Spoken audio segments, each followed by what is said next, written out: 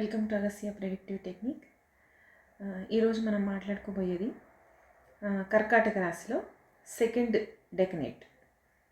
ఈ సెకండ్ డెకనేట్కి అలానే దానికి కోణ స్థితిలో ఉన్న ఇంకొక జలరాశి అయిన వృశ్చిక రాశిలో థర్డ్ డెకనేట్, మూడవ దశకం. ఇది సేమ్ ప్లానెట్స్ వీటిని కంట్రోల్ చేస్తూ ఉంటాయి.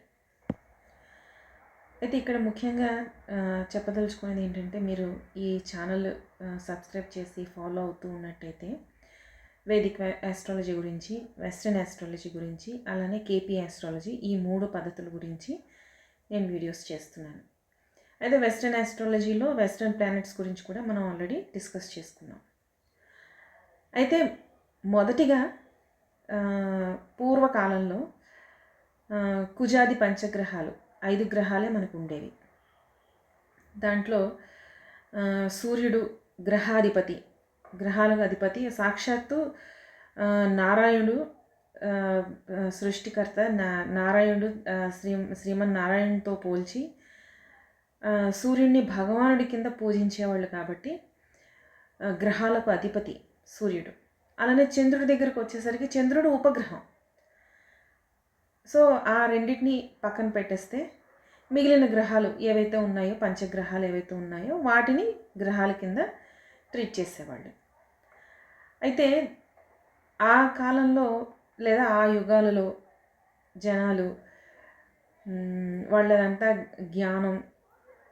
జ్ఞాన సముపార్జన మీద, వేద విద్యలు, వీటి మీద ఎక్కువ వాళ్ళకి ఆ విధంగా వాళ్ళ ప్రయాణం, సన్యాసి జీవితం, హోమాలు, పూజలు, ధ్యానాలు, యోగా, ఇలాంటివన్నీ బాగా ఉన్న రోజుల్లో ఈ మిగిలిన గ్రహాల తాలూకా ప్రభావం అనేది వ్యక్తుల మీద పెద్దగా ఉండేది కాదు. కానీ ఎప్పుడైతే మానవుడు వాటి నుంచి, అంటే ఒక స్పిరిచువల్ లైఫ్ కానీ ఉన్నతమైన స్థితి నుంచి క్రిందకి దిగజారి భూమి మీద ఉన్న మెటీరియలిస్టిక్ వరల్డ్కి ఎప్పుడైతే ఆకర్షితుడయ్యాడో అక్కడి నుంచి ఈ చంద్రుడు, ఆ చంద్రుడి మనస్సు, చంద్రుడి తాలూకా ఆ మనస్సు తాలూకా అప్స్ అండ్ డౌన్స్, కోరికలు, ఆకర్షణ, అలానే పట్టుకొని ఇది నాకు కావాలి అనే తీరని విపరీతమైన కోరికలు, ఇవన్నీ మానవుడిని ఎప్పుడైతే వాటిని బాధించడం, లేకపోతే ఈ లక్షణాలు మానవుడి మీద మెటీరియలిస్టిక్ వరల్డ్ వైపు మానవుడు అడుగులు వేస్తున్న క్రమంలో మనకి సూర్యచంద్రుల్ని కూడా గ్రహాల కింద ఎందుకంటే వాటి ప్రభావం కనిపిస్తుంది. గ్రహం అంటే గ్రహణ శక్తి, గ్రహించే శక్తి ఏదైతే ఉందో వాటి కంట్రోల్లో అవి కంట్రోల్లో పెట్టుకుంటున్నాయి. సో అక్కడి నుంచి సప్తగ్రహాలు వీటిని చూడడం మొదలుపెట్టారు. ఆ తర్వాత రాహుకేతు గ్రహాలు. రాహుకేతువులు గ్రహాలు కాదు, యాక్చువల్గా వీటిని సూర్యుడికి చంద్రుడికి మధ్యలో వచ్చే ఒక గ్రహణ బిందువులు. దాని గురించి కూడా, రాహుకేతువుల గురించి కూడా ఒక స్పెషల్ వీడియో ఉంది, చూడండి. అలానే ఆ గ్రహాలని కొన్ని ఏంటంటే దృశ్య గ్రహాలు కొన్ని, అదృశ్య గ్రహాలు కొన్ని. ఈ రాహుకేతువులు, గుళిక, మాంది, ఇవి కాకుండా ఇంకా చాలా అదృశ్య గ్రహాలు సూక్ష్మ శరీరంతో, ఈ సూక్ష్మ మండలంలో, అంటే మన భూమి మీద ఉన్న స్థూల మండలంలోనే సూక్ష్మ మండలం, సూక్ష్మ స్వరూపంలో వాటి తాలూకా ప్రభావాల్ని మన మీద కలుగు చేస్తూ ఉంటాయి. మనల్ని వాళ్ళ దానికి లోబడి మనం బిహేవ్ చేస్తూ ఉంటాం. ఇవన్నీ కర్మల తాలూకా, అంటే మన కర్మల్ని మనకి పెద్దలు ఎలా చెప్తారంటే, ఈ గ్రహాలు ఏవైతే ఉన్నాయో అవి శివుని తాలూకా కింకరులు. సో అతని ఆజ్ఞ ప్లస్ మన కర్మలు, ఇవి మనల్ని తిరిగి రిఫ్లెక్ట్ చేస్తూ ఉంటాయి. సో ఈ దృశ్య గ్రహాలు, అదృశ్య గ్రహాలు, మన చుట్టూ ఉండే మాతృాది గ్రహాలు, పితృ సంబంధిత గ్రహాలు, చాలా గ్రహాలు ఉన్నాయి. ఈ గ్రహాలన్నిటికీ ఈ గ్రహ అధిపతి ఎవరైతే ఉన్నాడో భగవంతుడు స్వయంగా, ఆ భగవంతుడిని వేడుకుంటే ఒక పక్క నుంచి పూర్వకర్మల్ని అనుభవిస్తూ కూడా కొత్త కర్మలు, చెడు కర్మలు అట్లీస్ట్ చేయకుండా మన బుద్ధి అన్నది సవ్యంగా పనిచేస్తుంది అన్నది శాస్త్రవాక్యం. సో మనం గుడిలోకి వెళ్ళి అక్కడ ప్రదక్షిణలు చేసేవి, వాటన్నిటికీ కారణం ఏంటంటే ప్రత్యేకించి ఆ గర్భగుడిలో ఈ గ్రహాల తాలూకా ప్రభావం అన్నది ఉండదుట. అందుకు గుడికి వెళ్ళి ఆ పవిత్రమైన ప్రదేశాలని దర్శించి కాసేపైనా ఈ గ్రహ పీడలు చీడలు ఏవైతే ఉన్నాయో వీటి నుంచి దూరంగా వెళ్ళి అక్కడ మన శుద్ధమైన ఆత్మతో భగవంతుని కోరుకోవడం, భగవంతుని వేడుకోవడం ఇలాంటివి చెయ్యమని వీటినే పరిహారాల కింద మనకి చెప్తూ ఉంటారు. అయితే ఇంకా ఈ పంచగ్రహాలు ఎప్పుడైతే సూర్యుడు చంద్రుడు కలిపి సప్తగ్రహాలు అయ్యాయో ఆ తర్వాత రాహుకేతువుల్ని ఈ అదృశ్య గ్రహాలను యాడ్ చేసి 9 గ్రహాలు అయ్యాయి. ఇప్పుడు లేటెస్ట్ ఈ యుగంలో ఈ టైంలో మనకి పని చేస్తున్నవి, మన మీద ప్రభావితం చూపిస్తున్న గ్రహాలు యురేనస్ అండ్ ప్లూటో, నెప్ట్యూన్. ఈ 3 గ్రహాలని కలుపుకొని, ఎందుకంటే మనం ఇప్పుడు మోడర్న్ వరల్డ్లో ఉన్నాం, సో మోడర్న్ ఆస్ట్రాలజీలో యురేనస్, ప్లూటో, నెప్ట్యూన్ పనిచేస్తున్నాయి. వాటి ప్రభావాలు మనకు కనిపిస్తున్నాయి, మనం జాతక చక్రంలో చూడొచ్చు. ఫర్దర్ ఫ్యూచర్ వీడియోస్లో వాటి మీద కూడా అంటే ఒక ఎగ్జాంపుల్ చార్ట్ తీసుకొని వాటి గురించి కూడా ఎక్స్ప్లెనేషన్ అనేది చేస్తాను. సో ఇప్పుడు ఈ ఇంట్రడక్షన్ ఇప్పుడు చెప్పడానికి రీజన్ ఏంటంటే, మనకి ఈ జలతత్వ రాశులు ఏవైతే ఉన్నాయో ఈ జలతత్వ రాశుల్లో కర్కాటక రాశిని ఈ వృశ్చిక రాశికి, నెక్స్ట్ ఈ వృశ్చిక రాశికి ప్లూటోని అధిపతిగాను, మీనరాశికి నెప్ట్యూన్ని అధిపతిగాను, కోరూలర్ అనమాట. మార్స్తో పాటు ప్లూటో మనకు వృశ్చిక రాశిలో కనిపిస్తూ ఉంటాడు. ఆ లక్షణాల గురించి మనం మాట్లాడుకుంటూ ఉంటాం. అలానే మీనరాశిలో మనకి జూపిటర్తో పాటు నెప్ట్యూన్ కూడా కనిపిస్తూ ఉంటాడు. ఆ లక్షణాలను కూడా మనం మాట్లాడుకుంటూ ఉంటాం. అందుకు ప్రత్యేకించి చెప్పడం జరుగుతుంది. అండ్ ఈ 12 గ్రహాల గురించి మనం మాట్లాడుకుంటూ ఉంటాం. అయితే ఈ జలరాశులకి ప్రత్యేకత ఏంటంటే, ఈవెన్ పరాశర నుంచి మనకి వస్తున్న అన్ని ఆస్ట్రాలజీ, అదే మోడర్న్ అవనివ్వండి, వెస్ట్రన్ అవనివ్వండి, Gemini or any other school of astrology, జలరాశులకి ప్రత్యేకించి స్పిరిచువాలిటీతో కనెక్షన్ ఉంటుంది. అది ఇంట్యూషన్ అవ్వచ్చు, ఎంపతి, విపరీతమైన ప్రేమని చూపించేవి. ఎందుకంటే మనకి చెప్పుకున్నాం, శుక్రుడు గురువు, జూపిటర్ గురువు, ఇద్దరు గురువులే. ప్లస్ శుక్రుడు కూడా జూపిటర్ లానే మనకి విజ్డమ్ని సంపాదించి మనకి స్పిరిచువాలిటీ వైపుకి తీసుకొని వెళ్ళడానికి శుక్రుడు కూడా కారకుడు అవుతాడు. ఎందుకంటే తను కూడా గురువే కాబట్టి. కనుక ఈ ఏదైతే మనకి ఇప్పుడు ఈ భక్తి, ఈ ప్రేమ భావం ఏదైతే ఉందో అది మనం మోడిఫై చేసుకుని, అంటే మారి ట్రాన్స్ఫర్మేషన్ అయ్యే టైంలో ప్రేమ భక్తిగాను, భక్తి స్పిరిచువాలిటీగాను, ఆధ్యాత్మికగాను మారుతుందన్నమాట. అది మెచ్యూరిటీ వచ్చేటప్పుడు, వ్యక్తికి మెచ్యూరిటీ లెవెల్స్ పెరుగుతున్నప్పుడు, అది అనుభవంలోకి వచ్చినప్పుడు చాలా సునాయాసంగా ఈ మార్పు అనేది జరిగిపోతూ ఉంటుంది. అయితే ఈ జలరాశులకి ప్రత్యేకించి ఇంట్యూషన్ పవర్ అన్నది ఎక్కువగా ఉంటుంది, జరగబోయేది తెలుస్తుంది. తర్వాత వీళ్ళకి ఇమాజినరీ పవర్ ఎలానో ఉంటుంది. దాంతోపాటుగా మంచి స్పిరిచువాలిటీ ఏదైతే, అంటే ఇన్డెప్త్ నాలెడ్జ్ని ఏదైతే సంపాదించాలి అని వాళ్ళు అనుకుంటారో దాన్ని కూడా వీళ్ళు సంపాదించగలుగుతారు. అంటే అది అంటే అఫ్కోర్స్ అది 4th house, 8th house, 12th house. ఇంకొక కనెక్షన్ ఏంటంటే 4, 8, 12 భావాలను కూడా మనం డెత్ రిలేటెడ్ భావాల కింద మనం చూస్తాం. 12 ఇంకా ఆఖరు లాస్ట్ అంటే అది మోక్షస్థానం కింద, 4 బరియల్ గ్రౌండ్ కింద డెత్ని ప్రిడిక్ట్ చేసేటప్పుడు అప్పుడప్పుడు మనకి 4th కూడా మనకి కౌంట్లో మనం చూసుకుంటాం.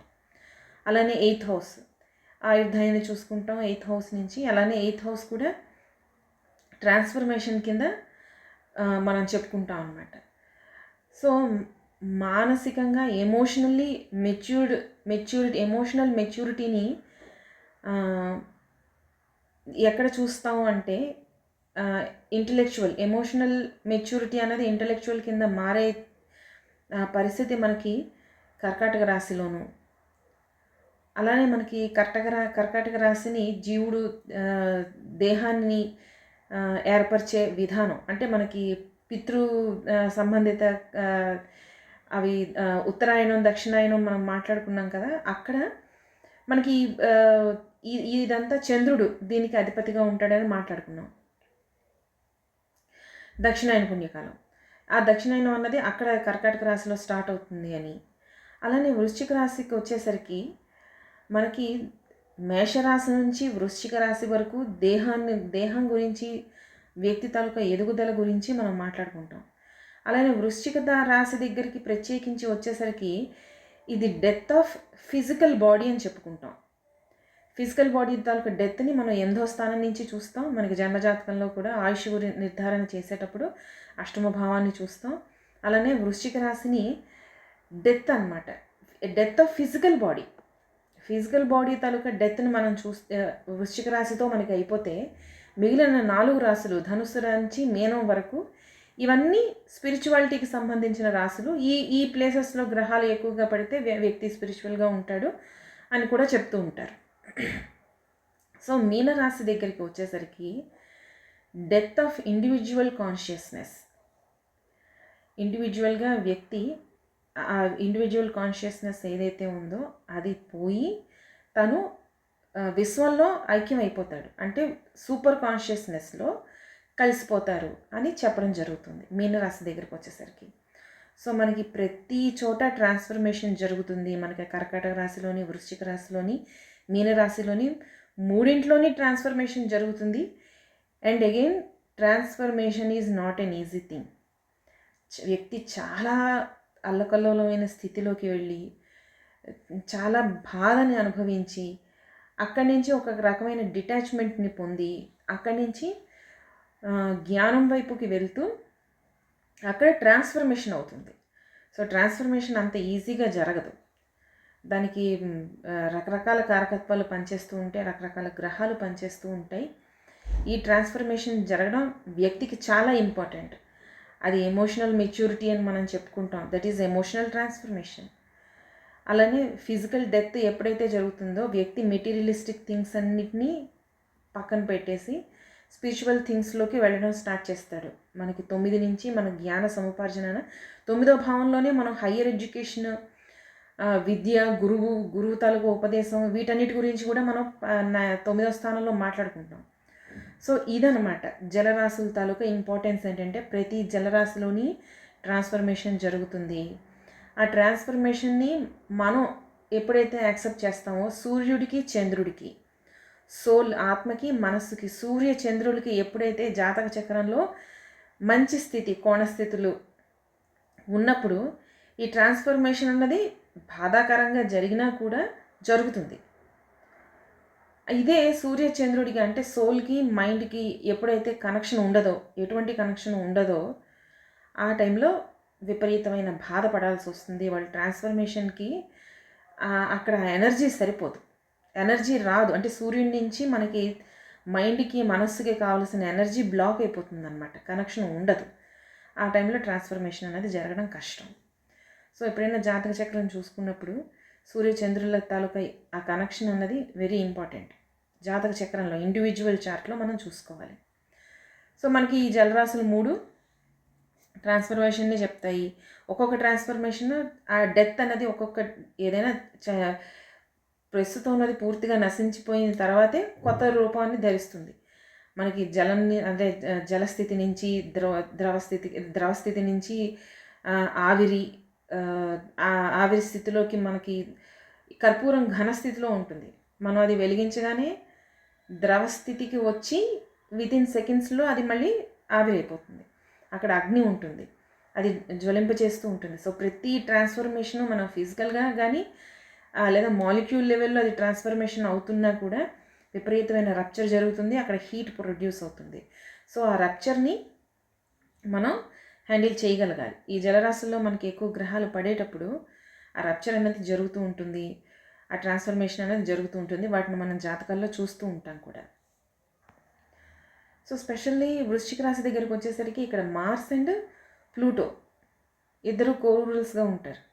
సో మార్స్ ఏంటంటే అన్లిమిటెడ్ ఎనర్జీ, విపరీతమైన ఎనర్జీ, ఉష్ణతత్వం, అగ్నితత్వ రాశి, అగ్నితత్వ గ్రహం, విపరీతంగా ఇంకా మైండ్లోకి థాట్ రాగానే టక్కన యాక్షన్లోకి దిగిపోవాలి.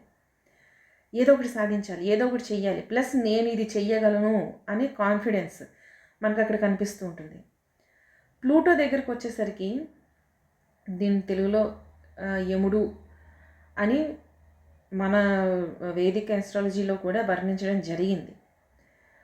సో ఈ ప్లూటో దగ్గరికి వచ్చేసరికి ఇది యముడు అనమాట. అంటే ఒకటి నాశనం అయిపోతే కానీ ఇంకో దానితో ఒక బర్త్ జరగదు. సో పుట్టుక, నాశనం, మళ్ళీ పుట్టడం, బర్త్, డెత్, రీబర్త్, ఈ మూడింటిని ఇండికేట్ చేస్తూ ఉంటుంది ప్లూటో.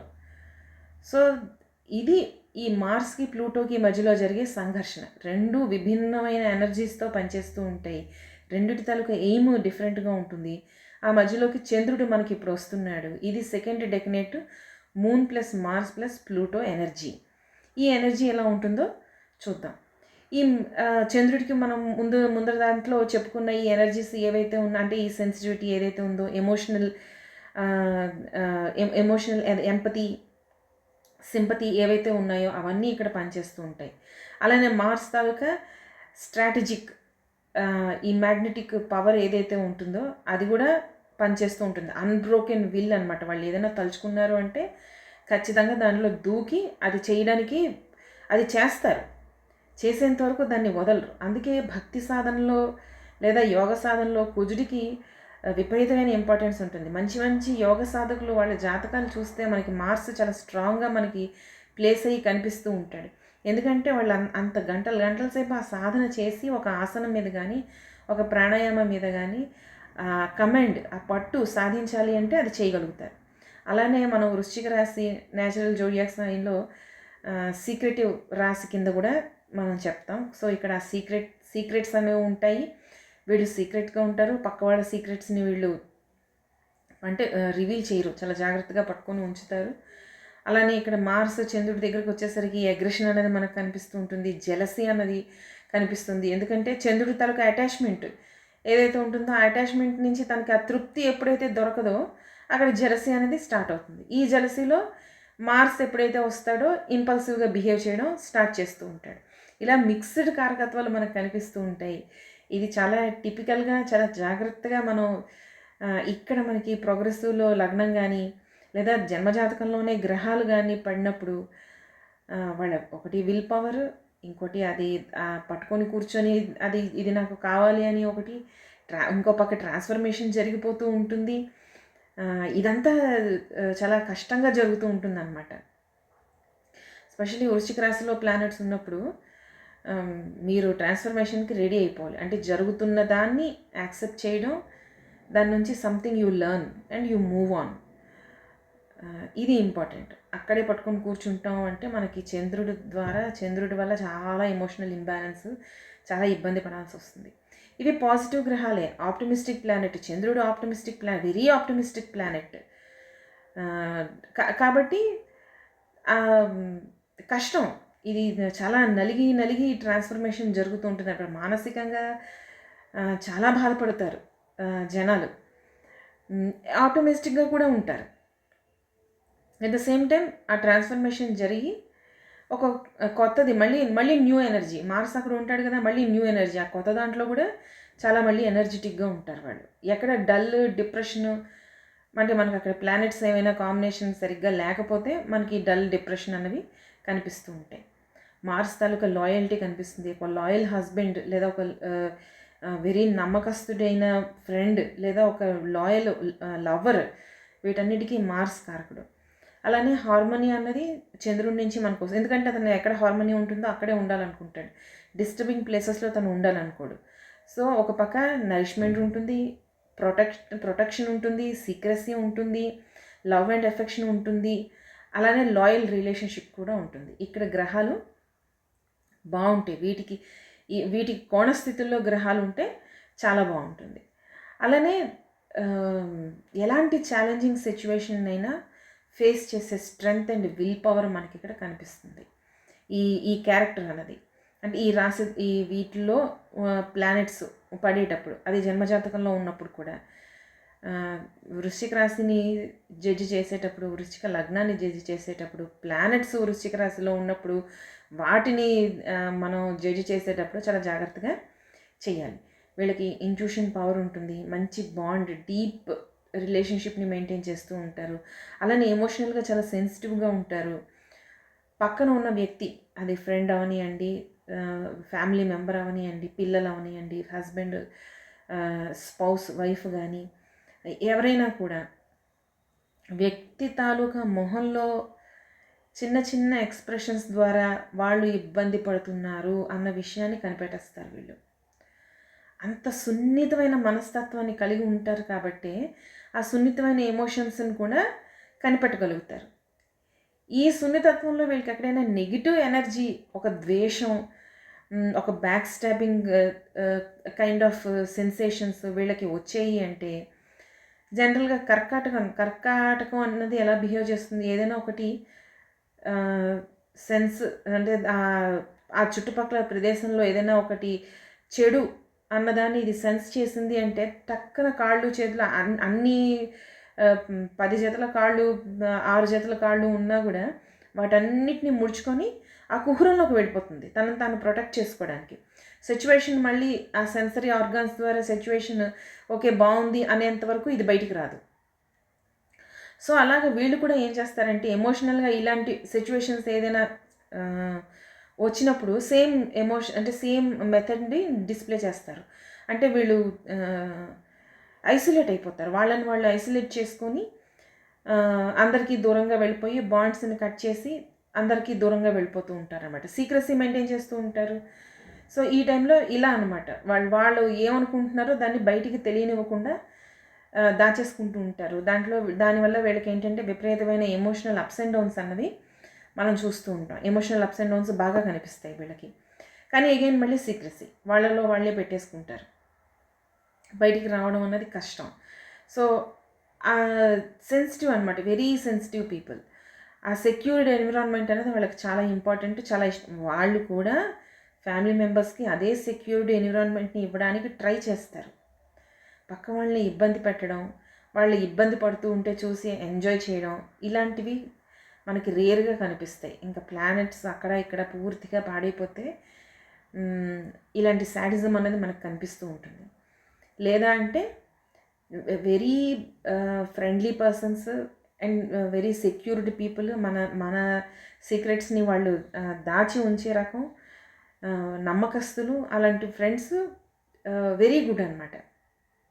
అదృష్టం దొరకడం అన్నది అదృష్టం వీళ్ళకి.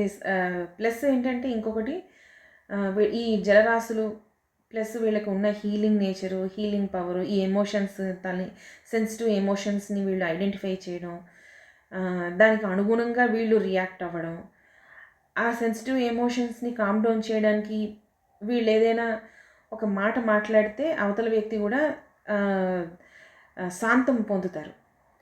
ఇక్కడ మళ్ళీ మనకి జలరాశుల్లో అగ్నితత్వ గ్రహాలు పడ్డాయి అనుకోండి, వాళ్ళు మళ్ళీ నిజమే మాట్లాడతారు కానీ ముక్కుసూటిగా మాట్లాడతారు. సో వాళ్ళకి ఏంటంటే కొట్టి లెసన్ నేర్పించే విధంగా వాళ్ళు మాట్లాడతారనమాట. చూడు నువ్వు బాధపడుతున్నావు నాకు అర్థమైంది, but this is the reality, ఇలా మాట్లాడుతూ ఉంటారనమాట. అక్కడ కూడా మనకి రెస్పాన్సిబిలిటీ, ప్రేమ అన్నీ కనిపిస్తూ ఉంటాయి. కానీ అవతల వ్యక్తి విపరీత అంటే దాన్ని కూడా అర్థం చేసుకోలేనంత సెన్సిటివ్ పొజిషన్లో ఉన్నప్పుడు వీళ్ళు కొంచెం కామ్గా ఉంటే మంచిది. ఎందుకంటే వాళ్ళ డైరెక్ట్ అటాక్ని కూడా even though it is a good thing to do, ఆ సమయానికి ఆ సిచ్యువేషన్కి తీసుకోలేరు. సో ఆ టైంలో కొంచెం వ్యక్తికి ఎవరి జాతకంలో అయితే ఇక్కడ అగ్నితత్వ గ్రహాలు పడతాయో కొంచెం జాగ్రత్తగా మాట్లాడండి. మీరు మాట్లాడేది నిజమే అయినా అవతల వ్యక్తి రియాక్ట్ అంటే అది తీసుకోగలరా లేదా అనేది చూసుకొని మాట్లాడండి. సో అది ఇంపార్టెంట్ అనమాట. సో ఇలాంటి సిచ్యువేషన్లో ఏంటంటే వీళ్ళు మంచి డాక్టర్స్ అవుతారు, మంచి హీలర్స్ అవుతారు, పీడియాట్రిక్ డాక్టర్స్ అవ్వచ్చు, గైనకలాజికల్ డాక్టర్స్ అవ్వచ్చు, సైకాలజీ చేయొచ్చు, సైకోథెరపీ, కౌన్సిలింగ్, నర్సింగ్ ఇవన్నీ వీళ్ళు చేయగలుగుతారు. ఎందుకంటే ఆ చిన్నపిల్లల దగ్గరకు వచ్చేసరికి, గర్భిణీ స్త్రీల దగ్గరకు వచ్చేసరికి కౌన్సిలింగ్, థెరపీ, సైకోథెరపీ దగ్గరికి వచ్చేసరికి ఆ చిన్న చిన్న సిచ్యువేషన్స్ వాళ్ళు చెప్పలేని సిచ్యువేషన్స్ని వీళ్ళు మాటల ద్వారా లేకపోతే ఈవెన్ అన్స్పోకెన్ సెన్సేషన్స్ ఎమోషన్స్ వాటిని ప్రయారిటైజ్ చేసి వాటిని అర్థం చేసుకోవడం దానికి తగినట్టు మాట్లాడడం ఇవన్నీ వీళ్ళు చేయగలుగుతారు. సో ఈ ఫీల్డ్స్లన్నింటిలోని వీళ్ళు బాగా రాణిస్తారు. అయితే ఇక్కడ స్క్వేర్ ఆస్పెక్ట్స్ పడ్డా మనకి స్క్వేర్ ఆస్పెక్ట్ ఎప్పుడైతే ఈ ఈ జలరాశుల్లో స్క్వేర్ ఆస్పెక్ట్ వచ్చింది అంటే ఇద్దరు భూతత్వ రాశితో కానీ అగ్నితత్వ రాశితో కానీ మనకి ఈ వాయుతత్వ రాశులు వీటితో ఆపోజిషన్స్ స్క్వేర్స్ పడుతూ ఉంటాయి. పడేటప్పుడు మళ్ళీ అక్కడ ఏ గ్రహం ఉంది ఏమిటి అన్న దాన్ని బట్టి కూడా చూసుకొని మనం ఓవరాల్ రీడింగ్ చేయాలి జన్మజాతకం చదివేటప్పుడు. కానీ ఇన్ జనరల్గా ఏంటంటే ఇక్కడ స్క్వేర్ ఆస్పెక్ట్స్ పడ్డాయి అంటే వీళ్ళకి విపరీతమైన పొజెసివ్నెస్ ఉంటుంది. అలానే అవతల వ్యక్తి తాలూకా కంప్లీట్ అటెన్షన్ వీళ్ళకి ఇవ్వాలి. అది బయటికి వెళ్ళినా ఎక్కడికి వెళ్ళినా కూడా వీళ్ళని ఒక స్పెషల్ పర్సన్ లాగా వాళ్ళు ట్రీట్ చేయాలి. ఆ ట్రీట్మెంటు అందరికీ తెలియాలి. దాన్ని వీళ్ళు ఇష్టపడతారనమాట అలా ట్రీట్ చేయాలని. కొన్నిసార్లు అది జరగదు. కొన్నిసార్లు స్మూత్గా జరిగిపోతూ ఉంటుంది. సెన్సిటివ్ ఎమోషన్స్ ఏవైతే ఉన్నాయో అవతల వాళ్ళు చూసే వాళ్ళకి కూడా పెద్ద ఎబ్బెట్టుగా అనిపించదు. అందరూ ఇలానే ఉంటారు కదా, భార్యాభర్తలు ఇలానే ఉంటారు, సిస్టర్స్ ఇంత క్లోజ్గా ఉంటారు, బ్రదర్స్ ఇంత దీనిగా ఉంటారు. ఇది స్మూత్గా వెళ్ళిపోతుంది అనమాట. తల్లిదండ్రులు పిల్లల మీద చూపించే ప్రేమ, ఈ ఓపెన్ ఎమోషన్స్ని ఓపెన్గా చూపించడం అన్నది కొన్నిసార్లు స్మూత్గా వెళ్ళిపోతూ ఉంటుంది. అవతల వ్యక్తికి కావాలి ఆ ఎమోషన్స్, ఇటుపక్క వ్యక్తికి చూపించలేకపోతున్నారు అనేటప్పుడు అది చాలా ఎబ్బెట్టుగా కనిపిస్తూ ఉంటుంది అనమాట. వాళ్ళు సరిగ్గా ఎక్స్ప్రెస్ చేయలేకపోతారు. వీళ్ళకేమో ఆ నీడ్, అది అవసరం, వాళ్ళకి కావాలి. సో ఇది ప్రాబ్లమాటిక్ అంటే కపుల్స్ మధ్య ప్రాబ్లమ్స్ క్రియేట్ చేస్తూ ఉంటుంది. ఆ టైంలో బెస్ట్ వే ఏంటంటే కమ్యూనికేషన్ తోటి మనకి 90% కమ్యూనికేషన్ వల్ల 90% ప్రాబ్లమ్స్ వస్తాయి. అట్ ద సేమ్ టైం అదే కమ్యూనికేషన్ వల్ల 90% ప్రాబ్లమ్స్ తగ్గుతాయి కూడా.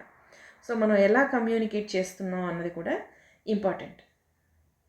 అలానే ఈ ఎమోషన్స్ ఏవైతే ఉంటాయో ఈ ఎమోషన్స్ని విపరీతంగా ఎక్స్ప్రెస్ చేసేయకుండా బౌండరీస్ మనం పెట్టుకోవాలి. సో సీక్రెటివ్గా ఉంటారు, సెన్సిటివ్గా ఉంటారు, అంతా బాగుంటే. బాగాలేనప్పుడు ఏంటంటే వీళ్ళు ఎమోషన్స్ని అరుస్తూ చేస్తూ మార్స్ షో చేస్తాడు, ప్రతిదీ బయటికి కనిపించాలి, వెంటనే యాక్షన్లోకి దిగిపోతూ ఉంటాడు. సో ఇక్కడ మనం బౌండరీస్ అన్నవి క్రియేట్ చేసుకోవడం చాలా ఇంపార్టెంట్ అనమాట. కొన్నిసార్లు కమిట్మెంట్ ఇష్యూస్ కూడా మనకు కనిపిస్తూ ఉంటాయి. ఈ ప్లేస్లో ప్లానెట్స్ ఉన్నప్పుడు ఈ ట్రాన్స్ఫర్మేషన్ కోసం చూస్తున్న ప్లానెట్స్ ట్రాన్స్ఫర్మ్ అవుతున్న టైంలో ఈ ప్రేమ, పెళ్ళి, లేకపోతే ఈ స్పౌస్, వైఫ్ ఆర్ హస్బెండ్, లేకపోతే ఈ ఇల్లు కొనుక్కోవడం అదొక రెస్పాన్సిబిలిటీ, పిల్లల్ని కనడం ఇది ఇంకా పెద్ద రెస్పాన్సిబిలిటీ, వీటన్నిటిని అడ్డంకులుగా వీళ్ళు భావిస్తూ ఉంటారు. అలాంటి రెస్పాన్సిబిలిటీస్ నుంచి ఎస్కేప్ అవడానికి ట్రై చేస్తూ ఉంటారు. సో ట్రాన్స్ఫర్మేషన్ అంటే వాళ్ళకి అది స్మూత్గా జరగాలి అంటే ఇవన్నీ అడ్డంకి అనమాట.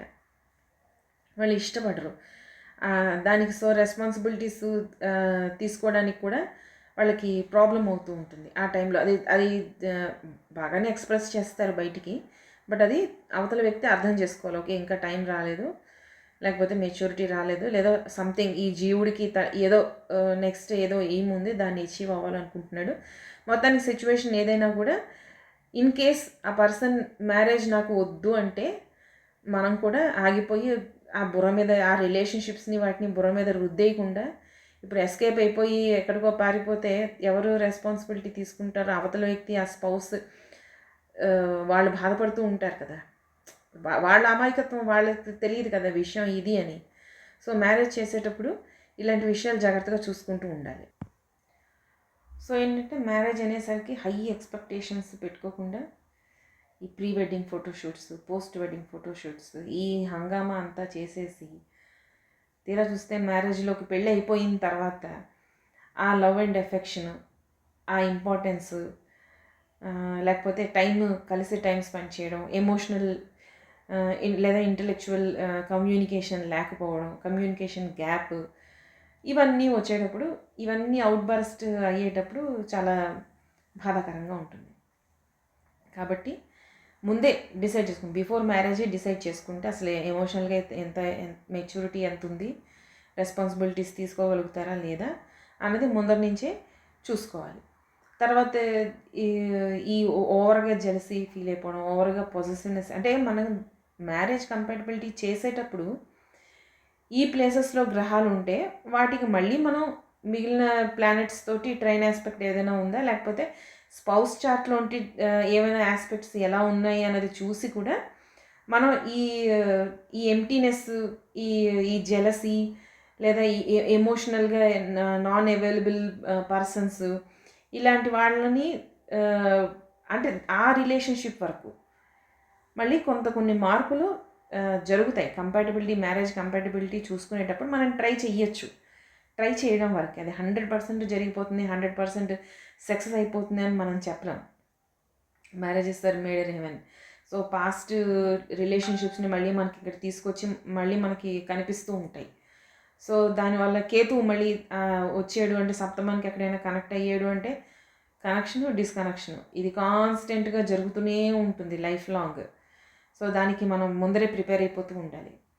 సో ఇలాంటివన్నీ చూసుకోవాలన్నమాట.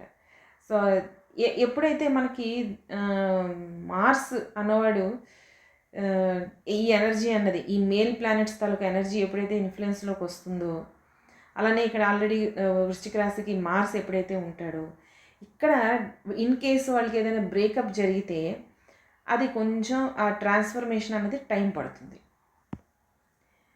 ఎయిదర్ వీళ్ళు అంటే ఒక 2 సార్లు బ్రేకప్స్ అయ్యి, లేదా ఫెయిల్యూర్స్ అయ్యి, మ్యారేజ్లో కానీ ఫెయిల్ అయ్యి, లేదా ఎనీ రిలేషన్షిప్, ఈవెన్ ఫ్రెండ్షిప్స్లో కూడా బ్యాక్ స్టాబింగ్ ఫ్రెండ్స్ దొరికి వీళ్ళకి ఏదైనా బ్రేక్ అయ్యింది అంటే రెండోసారి వాళ్ళు రిలేషన్షిప్కి ఓపెన్ అవ్వరు, క్లోజ్డ్గానే ఉంటారు. వాళ్ళ వ్యక్తిని బాగా ఆల్రెడీ అసలు మనం వృశ్చిక రాశిని మార్స్ అక్కడ స్పై కింద చెప్పుకున్నాం. సో వాళ్ళకి ఏంటంటే బాగా అబ్జర్వ్ చేస్తే కానీ వ్యక్తిని నమ్మరు. ఇన్ కేసు నమ్మి ఆ తర్వాత వీళ్ళకి దెబ్బ పడింది అంటే ఇంకా అది మరీ బాధాకరంగా ఉంటుంది. సో ఆ టైంలో ఏంటంటే ఎదురు వీళ్ళు అసలు ఇంకా మళ్ళీ రిలేషన్షిప్లోకి మేము రాము అనైనా డెసిషన్ తీసేసుకుంటారు. లేదా అంటే క్లింగీనెస్ ఏదైతే ఉంటుందో, పాత రిలేషన్షిప్ ఏదైతే ఉందో దాన్నే పట్టుకొని కూర్చొని మర్చిపోకుండా దాన్నే మాటికి తలుచుకుంటూ అలా ఉండిపోతారు.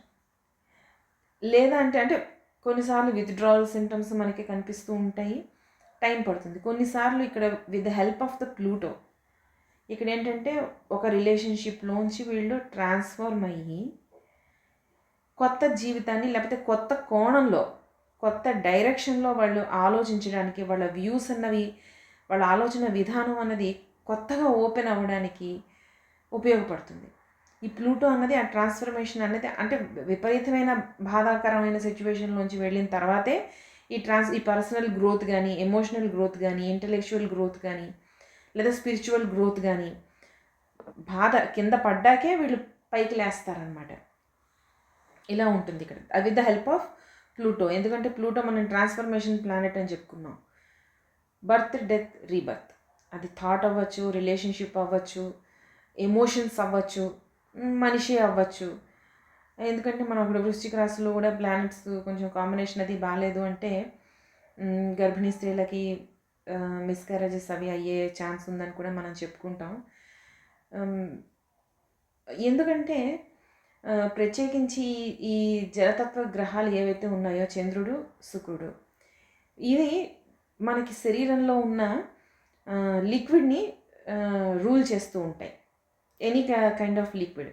మనం చంద్రుడైతే మిగిలిన లిక్విడ్ అంతా అని చెప్పుకుంటాం. హార్మోన్స్ దగ్గరికి వచ్చేసరికి శుక్రుడిని చెప్పుకుంటాం. బ్లడ్ అది దగ్గరికి వచ్చేసరికి కుజుడిని చెప్పుకుంటాం.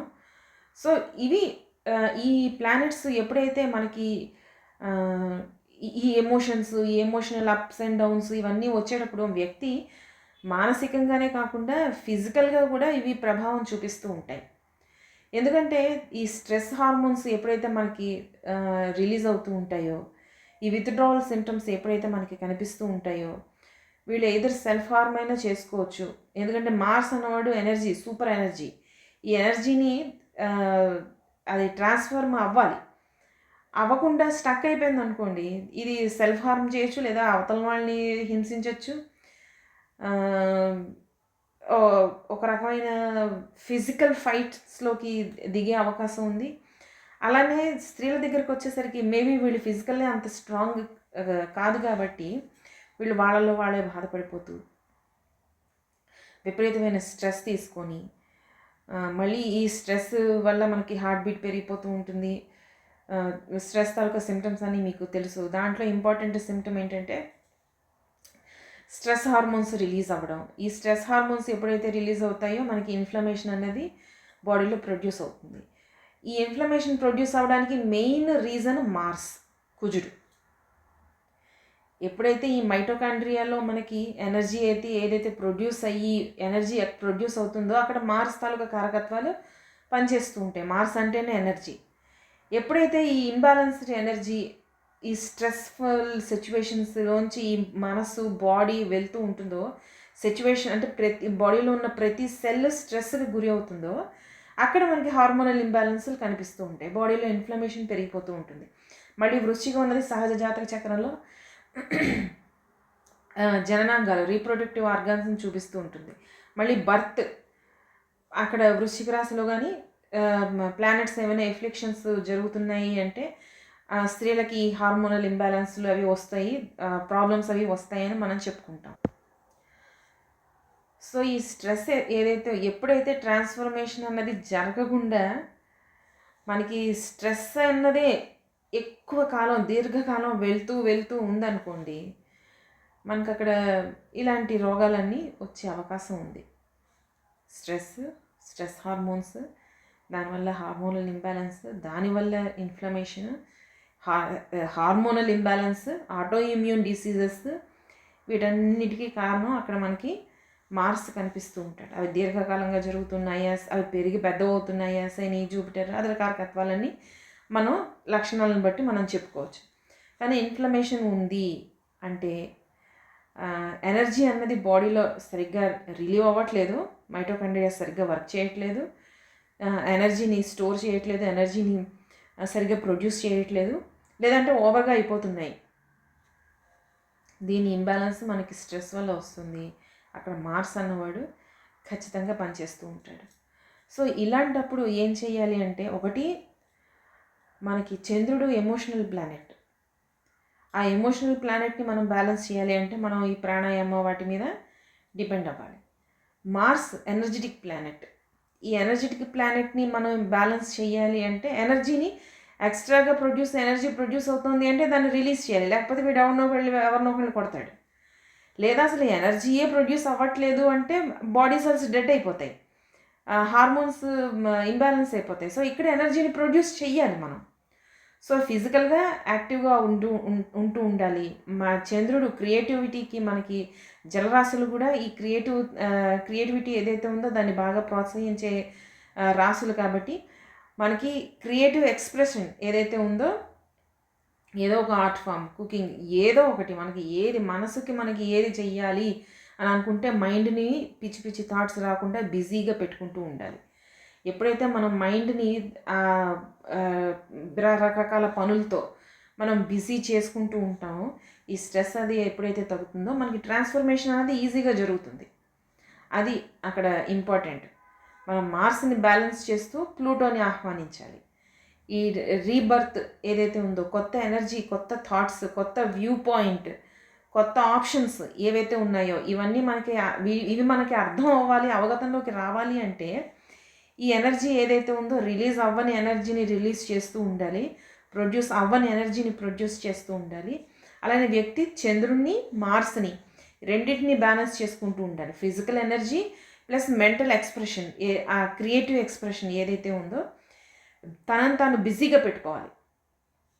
ఎప్పుడైతే ఈ ఎనర్జీ ఖర్చు అయిపోతూ ఉంటుందో ఆ టైంలో మార్స్ని మనం ఉపయోగించుకుంటాం, చంద్రుణ్ణి ఉపయోగించుకుంటాం. తద్వారా ప్లూటో అన్నవాడు ఈజీగా మనకు ట్రాన్స్ఫర్మేషన్ అనేది మనకి ఇస్తూ ఉంటాడు. సో ఇలా ఇక్కడ గ్రహాలని చాలా జాగ్రత్తగా మనం జాతక చక్రం చదివినప్పుడు జాగ్రత్తగానే చదవాలి. అలానే వ్యక్తికి ఈ విషయాన్ని చెప్తున్నప్పుడు తను అర్థం చేసుకునే విధంగా కూడా జాగ్రత్తగా చెప్తూ ఉండాలి. ఇది కర్కాటక రాశి ప్లస్ వృశ్చిక రాశి. వీటిల్లో మనకి ప్లానెట్స్ వచ్చాయి అంటే మనం జాగ్రత్తగా చూసుకోవాలన్నమాట. జాగ్రత్తగా ప్రిడిక్ట్ చేయాలి. Thank you. Keep watching Agastya predictive technique. Thank you.